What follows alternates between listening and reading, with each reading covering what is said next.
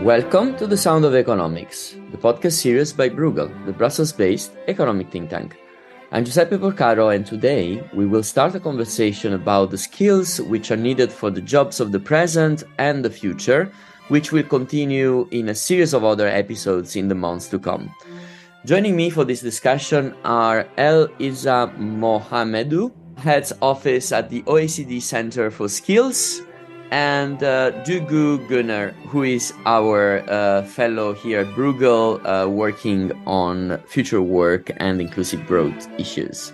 El-Isa and Duggu, thanks a lot for joining The Sound of Economics. I would like to remind our listeners that this episode is part of our series linked to the Bruegel Research Program on the future work and inclusive growth. I would like to give a little bit of an introduction to the issue we want to discuss today.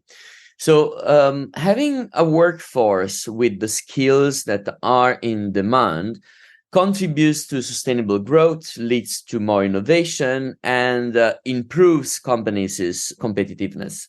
The European Commission has dedicated 2023 as its European Year of Skills, and the stated goal to give fresh impetus to lifelong learning, empowering people and companies to contribute to the green and digital transitions, as well supporting innovation and competitiveness. In the words of Commission's President Ursula von der Leyen, the best investment in our future is the investment in our people. Skills and education drives Europe's competitiveness and innovation, but Europe is not yet fully ready.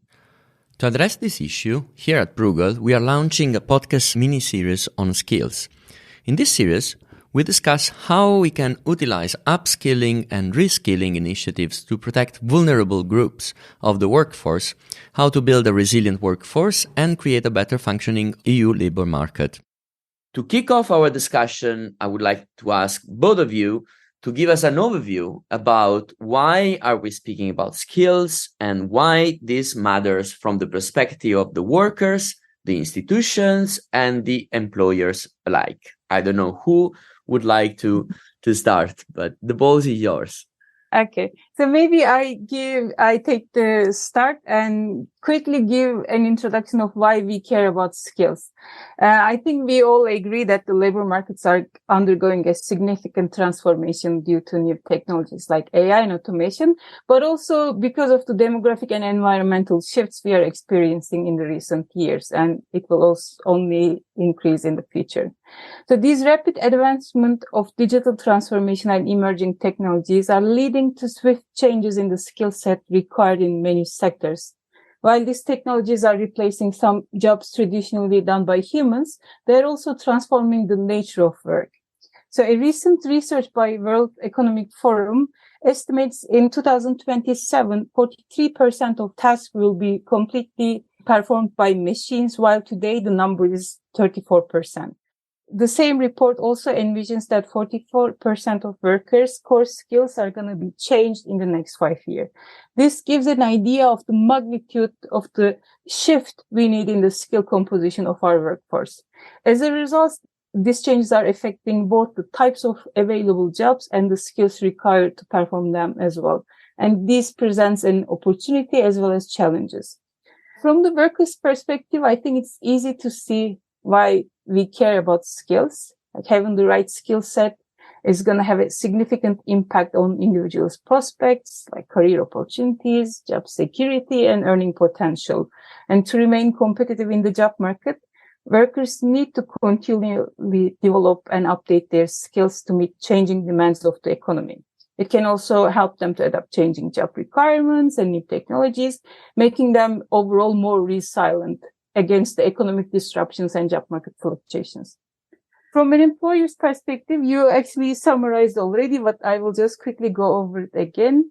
Having a skilled workforce is crucial maintaining competitiveness, and it's one of the main drivers of innovation, and it helps us to guarantee product and service quality. Without access to suitable labor force, achieving these objectives can be challenging, if not impossible. So this is why skills are hot topic at the moment. But also From the perspective of the governments and civil society, this higher importance assigned to skills provides many opportunities, and I would like to quickly touch upon that as well. So to have adequately skilled workforce and an economy free from labor shortages is, of course, contribute to economic growth, but this is not why skills matter. So in the past, obtaining a good formal education was considered to be the primary means of securing a good job and hence was key to social mobility. But a good formal education was not always accessible to everyone. Financial barriers, social inequalities, geographical location, discrimination, these type of problems were restricting access to quality education for many. However, as companies increasingly face skill shortages, they shift towards hiring practices that prioritize skills over formal degrees. And this creates opportunities for disadvantaged groups of society for whom a good formal education was not accessible in the past. So this is why governments and civil society organizations recognize the importance of skills as a means to promote social mobility, inclusion, and diversity. So maybe Eliza wants to add something, so I talked a bit too much. Sure. Hard to add much on this. It's extremely comprehensive. Dig you perhaps just to backtrack and look into what we mean when we talk about skills. At the OECD, we define skills as foundational. So we're looking at literacy, numeracy, digital skills, transversal cognitive and metacognitive skills. So it's really looking at critical thinking, complex problem solving, creative thinking, but also socio-emotional skills, empathy, self-efficacy, collaboration, and technical skills. So those that are needed for the specific occupations. And all these skills matter. And I think that's an important element. You mentioned it, skills investment certainly drive competitiveness, innovation, equity. And there's lots of numbers out there about what that means. The World Economic Forum, for example, calculated a couple of years ago that bridging the current skills gaps could add $6.5 trillion to global GDP by 2030. And we, the IMF, the ILO, have similar projections. So skills are really an essential economic investment. But their skills are also a collective evolving resource that gets developed and replenished through interactions at the workplace and outside of it for individuals. And that's essential because most jobs, as Doug mentioned, are undergoing radical changes because of the digital and green transitions and so on. And so we really need to ensure that individuals are also ready for these changes. And I think that's also why we're talking about this. Maybe we can say a little bit more about these needs that are new. I mean, especially when it comes to digitalization and the transition to a low carbon economy, what kind of skills we are referring to when we refer to these two transitions specifically, and how different they are from what we needed in the past. So these are specific technical skills that are related to the introduction of green technology. So, for instance, those that are used by wind turbine service technicians or solar photovoltaic installers or recycling technicians. But there are also the other cognitive, management, social skills, communication, teamwork, organizational skills, all these transversal skills that are also part of the skills set of low carbon jobs. And again, this is important because we're expecting a large job creation actually due to this transition. And just to cite one number, the ILO, for instance, estimates that there should be a net job creation of 25 million jobs through the green transition by 2030. So those are really the kind of skills we're talking about. Hugo, do you want to add something on that? Maybe one thing I would like to add also, you will see that the importance of technical skills are diminishing over time, and we are more and more emphasis is given to soft skills like analytical thinking, creative thinking, even empathy and active listening are really high on demand skills. And so maybe this would be one of the aspects which was different few decades ago, where technical skills had a higher wage premium.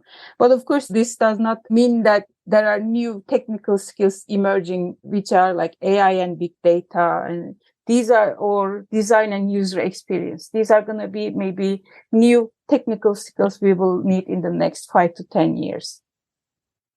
Well, this seems to entail also a change in the way vocational education and training systems, and beyond that, recruitment mechanisms and on-the-job trainings are going to be conducted. And we hear a lot that to face the challenges of these transitions, people need to equip themselves to reskilling and upskilling. Those kind of two words are becoming buzzwords in those circles. And maybe, Dugo, you can explain our listeners what exactly do we mean by those terms and how do we get there? Of course. So actually, although they sound very similar and they are referring to more or less the same concept, they are actually different terms and there's a nuance. So upskilling implies learning relevant new skills to complement and supplement the existing skill set in the current job, while reskilling is learning new skills to replace the existing skill set. In that sense, upskilling enables people to be more productive in the current job or like catch up with the changes in the task description. But reskilling actually enables cross-occupation mobility for workers. So how do we get there is actually a very big topic, and hopefully we will have an idea by the end of this talk, and hopefully the European Year of Skills will help us a bit direction to get there. Elisa, do you have a take on that? Yeah, so I'm actually glad you mentioned vocational education and training. So at the OECD Center for Skills, we certainly think that this is one of the most important and efficient areas to help us with this green transition we're just talking about, and what Doug, you just mentioned about upskilling and reskilling processes in general. And so one of the main challenges we face is that most people who have access to training don't actually take it up. So on average, across the OECD countries, 6 in 10 adults did not participate in any form of adult learning in the 12 months. And out of the 6 who did not participate, 5 reported not being willing to take part in available opportunities. And in Europe, it's a similar level, with only 37% of adults who undertake training on a regular basis. So, and there are also stark inequalities in those with socioeconomic backgrounds who participate even less. So if we're going to have to prepare young people to the new world of work, we need to ensure they acquire a growth mindset from an early age. And if we're to ensure that adults acquire the new skills that Dugyu was talking about and needed in these changing jobs, then we need to make sure that training programs are flexible as well in terms of time constraints, family obligations, and so on, that they're short and affordable, and that workers are well informed as well about the learning opportunities. It also means a strong collaboration between schools and vocational professionals to identify and reformulate as well the school curricula to provide both the foundational and up-to-date learning for the current and the future labor market. So, and on all these fronts, VET is really very well placed. Thank you. I would say that lifelong learning as well becomes another element in this puzzle, right? Alongside vocational training and out of school training. But what we really speak about here is that the learning process is not anymore just a nice add-on to people's career, but a feature that should be really embedded in the cycle. Is that correct? Yes, it is correct, because now more than ever, the tasks are changing very fast. So the nature of jobs are changing that in a way that we haven't seen before. And it's impossible to know how the exact nature of labor demand will be in the next few years even. So in such a setting, it is more important than the workforce itself has this lifelong learning mindset that enables them to gradually realign with the labor demand. So in that sense, lifelong learning is no longer a nice add-on, but it's a compulsory part of our vitality in the labor force, let's say. It is a must-have now. But on the other side, there's also a call to align the formal education system with skills demand. And I would like to be a little bit provocative here, because I ask myself, you, and perhaps the listeners themselves to reflect whether we should not instead think about the fact that formal education alone cannot meet the demands of these new needs. this rethinking of the learning brings us to rather look into a complementarity of formal education with non-formal education as an important part of seeing the evolution of the skilling path, like an holistic view on what it means to learn the skills. Elisa, how do you see the role of non-formal education to provide the skills we are talking about, especially the soft skills which are needed in the job market? So certainly on the job, learning, for instance, is essential. And we have enough research that shows that people learn best when they are active, not passive observers of what is taught. And people learn best when they're engaged in the material, when the information is meaningfully connected to their knowledge. So they learn best in social contexts, actually, when there are in peer relationships, when the information is iteratively presented multiple times in different ways. And frankly, the skills in demand by today's employers don't always require years of studies. Workshops, short programs, or even voluntary work can equip learners with skills to work in specific fields. Micro-credentials are also an important element in the skilling path that you mentioned. And if they are of quality, if they're focused on applied knowledge that can be used in the labor market, if they're recognized and valued by the employers, if they're stackable so that one can add on to them as you advance in specific learning needs. So all of this is important. And it's also important to remember that most of the learning actually happens outside of the formal setting. So, and in this world where we're faced with constant change, I think the front load learning, with our current model of studying many years for a degree and then going out to build a career, is not going to work anymore. People will have to keep learning while earning. You have to keep going back to relearn and reskill, and you have to adapt constantly and pivot and change jobs. So continuing skilling will be done also in many different places and in many different ways, both online and offline, on campus and at the workplace. And that also means that we need to make sure that the recruitment processes not only focus on academic credentials, but hire based as well on these skills. And in some countries and sectors, we're advancing really well with this skills-based hiring, which is gaining really a lot of momentum, and which, by the way, would also help in improving socioeconomic diversity in recruitment.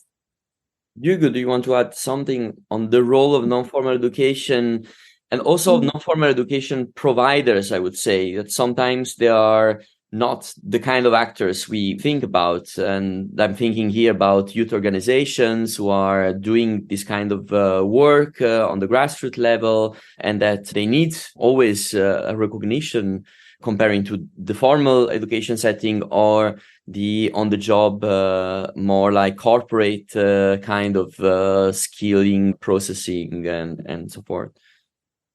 Currently, the majority of non-formal trainings is still provided by the employers. So in that sense, learning is still to a bigger extent limited in the workplace. No, maybe I was not very clear about my question, because actually the biggest provider of non-formal educations are youth organizations. So you have like big organizations like the World Organization of the Scout Movement and the organizations who are providing non-formal education worldwide.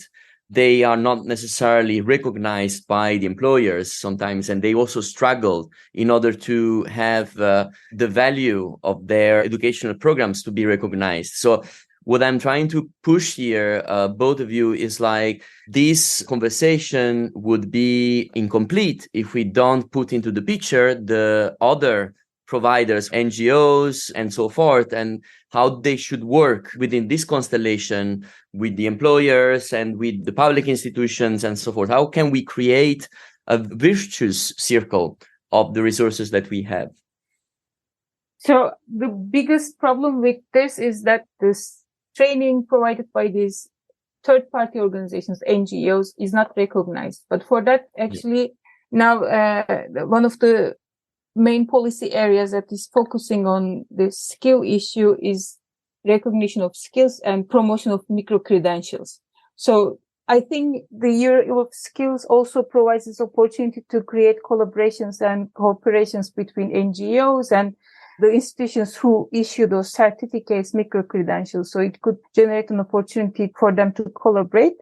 But honestly, I'm not aware of any ongoing work there, how the services of these third-party organizations could be structured and recognized and validated. This is not an area I'm familiar with. Maybe Eliza has something to chip in there. So I think the point where you meant, it's really about the validation and the recognition of those skills that are acquired outside. So that's one thing. It's not just a question of qualifications in terms of recognition, but it's also ensuring that the employers are comfortable recruiting on that basis. Because until now, they have, of course, followed the model where they have been recruiting based on academic qualifications, which is a setup they're familiar with. And so, of course, now moving into other types of credentials, it means also we need to make an effort so that they have a setup where they feel comfortable recruiting on this basis. And so I think absolutely right. It is a paradigm shift. And human resources in a lot of companies are really struggling still to see how do we incorporate and how do we hire based on skills now rather than just academic qualifications. And that's already happening in some larger companies. The main issue will be now to trickle this down also to small and medium enterprises. I want to be a little bit more provocative again. And we are speaking quite a lot about providing the right skills for the jobs, but somehow formal schools, university, even post-grad curricula, they're really not meant just to provide skills for jobs. They are meant to provide general culture, critical thinking, in-depth knowledge, and last but definitely not least, forming good citizens. Aren't we reducing the importance of education to only one dimension, which is about finding a job?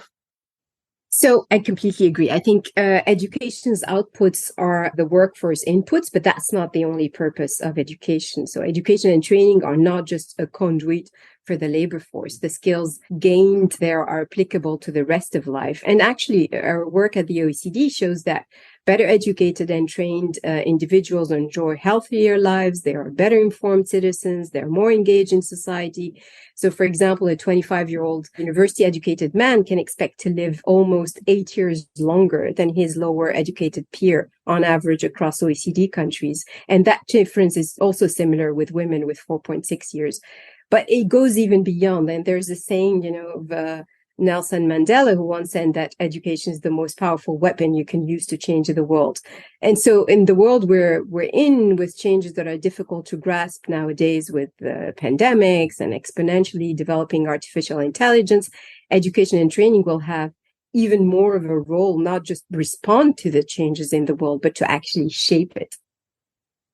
Honestly, I believe the role of formal education is not really to provide these technical skills, but even more so the soft skills, like how to think critically, how to approach problems systematically.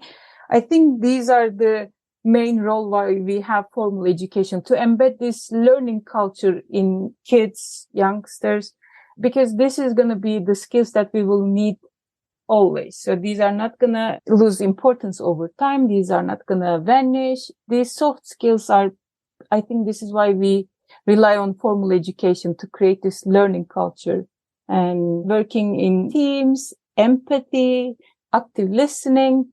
I think the role of formal education, I see more on the development of the soft skills rather than the technical skills, because technical skills, we all agree that now we don't need official degrees to signal that we have these technical skills, but rather we can have certificates, training courses here and there, micro credentials. But the soft skills are more important, as we also see in the research showing that the importance of soft skills are going nowhere. They will be important in the next 10 years also. The other big challenge here is then how to remove the obstacles to such training for all these skills that are needed. Which can be the policy recommendation that you would like to propose? Thinking, Elisa, about what the OECD is proposing, but obviously also do go in the frame of the project that we are conducting at Bruegel. First, it's really about identifying which skills are necessary for the next stage in a worker's career. So people will only undertake training if they're convinced of its need and its usefulness in their career.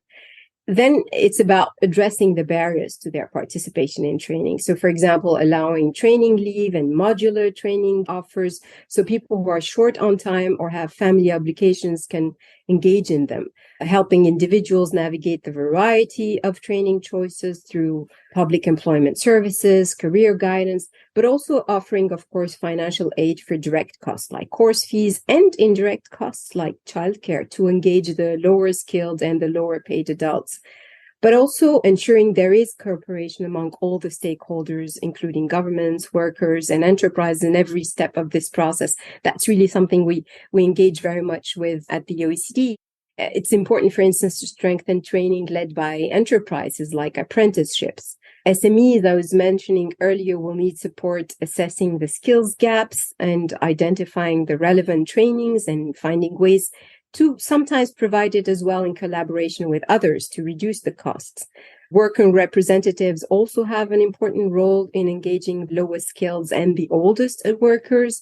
And employers also need to be consulted when curricula and occupational standards are set or are revised, and industry-specific experience is also important, and for teachers in some fields. So we should really look into, from our side, these collaborations. And for me, they're really at the center of the policy recommendations. I totally agree with Elisa on the barriers to training, and that we should first identify the skills and then tackle the barriers towards those skills. So, but one thing maybe from the data I should add on that, because when we see that certain demographic characteristics bring some certain barriers, like women are more prone to participate training because of family responsibilities, age and health related problems are hindering older workforce from training participation. But what we see that low educated people have also a lesser access to training in general.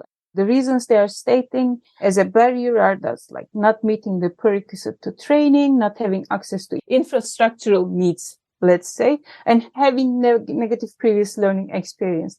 So to enable an inclusive shift in our skill composition, I think we shouldn't be overlooking the big group of people who are not really skilled, who don't have high returns to skilling, who don't have the incentives, the time, the financial resources to invest in training. And in the current setting, while the employers are mostly paying for training, there is no way that disadvantaged groups of the society will have access to training. And this is why it is important that the public sector is more involved in financing and provision of training to these most vulnerable, most disadvantaged groups of the society.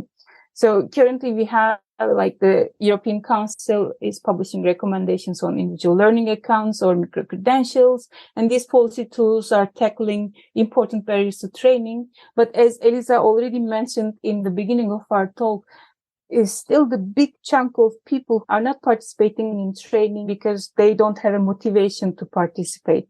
So we don't know the real reason behind this lack of motivation. It could be previous negative learning experiences, as it is the case with low educated people. It could be shame, but we don't really have the data tackling and showing us the magnitude of this overlooked problems. So I think it is important to broaden our set of barriers a bit and also include social, psychological barriers to training if we are aiming to, as the World Economic Forum envisions, like 44% of the workforce has to change their core skill set, then we definitely have to be reaching a bigger set of the workforce with these training initiatives.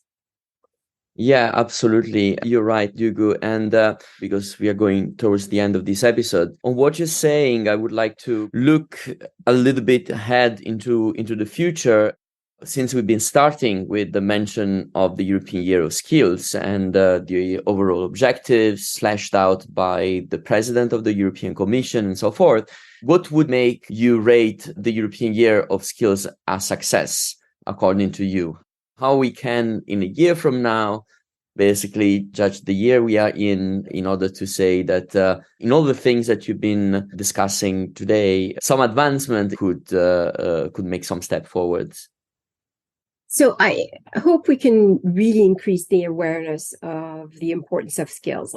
Understanding usually precedes action. So the more we can this year talk about skills and dissect the challenges, share best practices, the more we'll be able to take action. So, and that's essential at the EU level, particularly with the goals that have been set by its member states, whether it's that 60% of adults are in training per year by 2030, or that at least 80% of all adults should have at least basic digital skills by the same year. So we can't predict the future, but we can try to prepare for it in the context of lifelong learning and improving equity. So I really hope we can raise awareness about these issues in this year. So Commissioner Nicholas Schmidt described the European Year of Skills as a catalyst for skills revolution that is needed in Europe, and I totally agree with him. I believe that this initiative is not merely a symbolic gesture for a single year, but rather an opportunity to generate cooperations and momentum among various stakeholders towards a continuous skill development movement. So as Satya Nadella puts it, the learn-it-alls does it better than the know-it-all. And now we really need those who learn it all. So I think European Year of Skills is our chance to build the structures that would foster a culture of lifelong learning. And it's a great opportunity. I hope we can use it to the maximum as much as possible. So I'm very enthusiastic and excited about the year ahead. And I think on this very positive note about learning it all, I think that it's a very good note for closing our conversation for today. We could discuss for much longer, but this is all the time we have for this episode. But we will continue our conversation on skills with Dugu, especially in the frame of our Bruegel project. And we will touch some of the points we've discussed today in more in-depth in some future episodes of our podcast. I would like to remind everyone that this episode is part of Bruegel Research Program on the Future Work and Inclusive Growth, and that, as usual, you can all read in open access all the analysis by our scholars on our website, www.bruegel.org. Elisa, Dugu, thanks a lot for this conversation, and thanks for our listeners for following us. Until next time, bye-bye. Thank you. Thank you.